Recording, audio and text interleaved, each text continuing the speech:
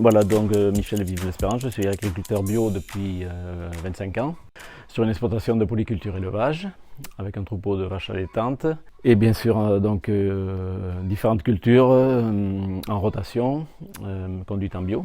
La plus grosse sol comprend du maïs et du soja, et ensuite souvent des céréales à paille, en pur et aussi en mélange. Donc.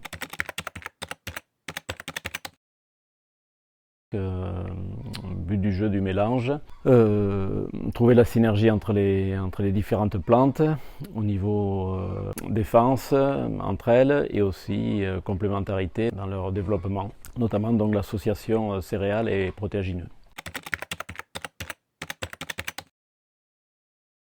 C'est souvent fait avec un labour classique, une préparation superficielle pour faire un peu de terre fine, mais pas trop, parce qu'ici souvent donc, les limons battants se reprennent en masse durant l'hiver, et c'est un peu le facteur limitant en céréales ici. Donc souvent c'est simplement, j'ai un combiné de semis où il y a 2 rangées de dents qui retravaillent un peu la terre, et un semis avec un semoir à disque en combiné.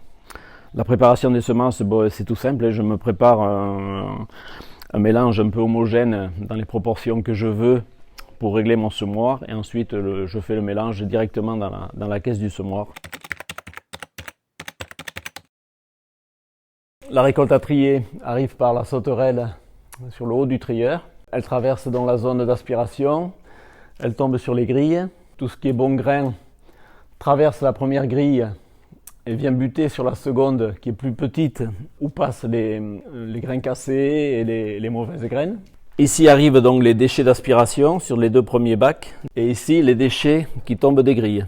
Donc là, c'est tout ce qui est fin qui traverse les 2 grilles, et ça c'est tout ce qui est gros qui passe pas au-dessus de la première grille.